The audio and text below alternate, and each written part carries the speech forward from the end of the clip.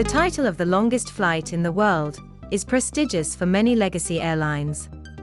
Come 2025 though, Qantas aims to fly routes no other airline in the world operates. Dubbed Project Sunrise, as flyers on this route will have the distinct experience of watching two sunrises, Qantas announced the first route for its ambitious project and confirmed the aircraft of choice as the Airbus A350. Qantas announced the first route for Project Sunrise on May 2, 2022. Before we take a look at that, here's a short history lesson on the significance of the name. In 1943, the Royal Australian Air Force started flying from Crawley in Western Australia to the RAF base in Ceylon, or today's Sri Lanka. The flight operated under the Qantas banner and would take around 27 to 33 hours, with passengers and crew observing the sunrise twice. The flight was hence nicknamed the Double Sunrise Flight, and passengers who undertook this journey even received a certificate claiming they were part of the secret order of the Double Sunrise. Today's Project Sunrise aims to take passengers much farther than the 3,500 nautical miles, or 6,500 kilometers trip, of the 1940s. Project Sunrise will see passengers cover over 9,100 nautical miles, or 16,400 kilometers, as Qantas plans direct flights linking Sydney to cities such as London and New York. Qantas CEO, Alan Joyce, added that the aircraft will be capable of linking Australia with Paris and Frankfurt too, and in general any city in the world to Australia would be technically possible. The aircraft chosen for Project Sunrise is the Airbus A350-1000, which will see a modification to its fuel-carrying capacity. Qantas has confirmed an order for 12 of these aircraft, with the first flight planned for late 2025. Deliveries of these A350 aircraft will extend till 2028. Airbus say the A350-1000 has a range of 16,100 kilometers, or 8,940 nautical miles.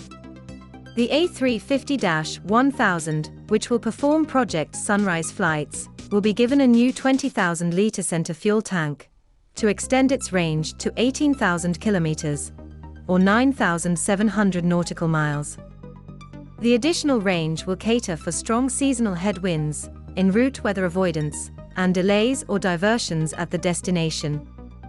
In addition, Qantas say these aircraft will not feature a dense seating arrangement. Only 238 seats will be on offer, which is the lowest compared to any other A350-1000 in service currently. The aircraft will be spec'd in 4 cabins. Starting up front will be 6 first-class suites, arranged in a 1-1-1 configuration of 2 rows.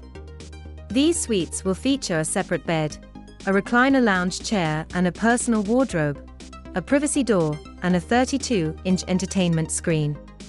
Next up are 52 business class seats with direct aisle access, followed by 40 premium economy seats with 40 inches of pitch. The premium seating makes up for 40% of the seats in this aircraft.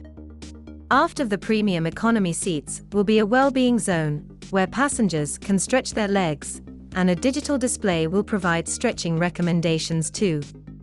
Finally, behind the well-being zone is the standard economy class section, with 140 seats at 33-inch pitch. Qantas say the cabin interior and service design was influenced by medical and scientific research carried out on 3 Project Sunrise research flights from New York and London to Sydney in 2019. In 2019, Qantas rerouted the delivery flights of new Boeing 787s from Seattle to London and New York and then onwards direct to Sydney. The flight had only 40 people to minimize weight and provide the necessary fuel range. Tests were conducted on board where scientists monitored sleep patterns, food and beverage consumption, lighting and physical movement, and in-flight entertainment to see the effect of ultra-long-haul travel on the human body. Tests were also conducted on the pilots to track their brainwave patterns and melatonin levels, in order to establish data for optimum work and rest pattern for the crew, who will be operating these flights. Speaking at a media event at Sydney Airport's Hangar 96 on May 2, 2022, Qantas CEO, Alan Joyce, stated that the airline's direct Perth-London flights, which began in 2017, showed strong demand for convenience and time savings. He added that the Perth-London service had the highest customer satisfaction in their network too. Joyce was joined by Airbus Chief Commercial Officer and Head of Airbus International, Christian Scherer. The announcement was made while having an Airbus A350-1000 with the Qantas logo painted on it, which had flown the evening before from Airbus HQ in Toulouse to Perth and then to Sydney. In 2019, Qantas submitted its requirement for an aircraft capable of flying these ultra-long-range missions, and both Airbus and Boeing responded. Boeing pitched their 777X, but Qantas voted against it, which is just as well since the type is further delayed with an entry into service now expected towards 2025. Our previous video explains about this delay a bit more, and a link to watch it should be on the top, right side of your screen. According to a report on Executive Traveller, Joyce had previously mentioned how the A350 could be rotated to operate ultra-long-range missions, and even be used for medium to long-range missions, like Sydney to Hong Kong. The expectation is that over time, the A350 could replace the larger and less efficient A380 in the Qantas fleet. That's also another reason why Qantas elected to have these A350 fitted with 4 different cabins. In comparison, the Singapore Airlines A350-900 Ultra Long Range, used between New York and Singapore, and currently the longest flight in the world, only has 161 seats.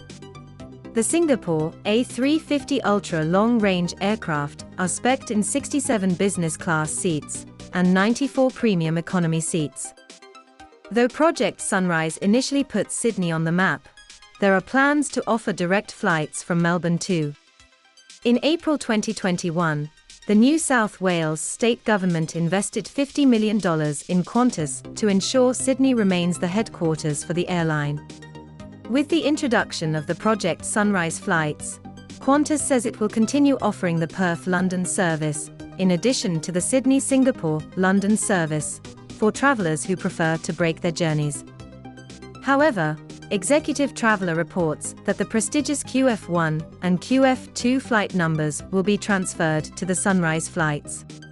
QF1 and QF2 have historically belonged to the Sydney-Singapore-London service. Fares for the Project Sunrise flights are expected to command a 20 to 30% premium over the equivalent one-stop journey, and should appeal to time-starved passengers. Would you prefer the direct 21-hour Project Sunrise flight? Or would you rather take a stopover to your destination?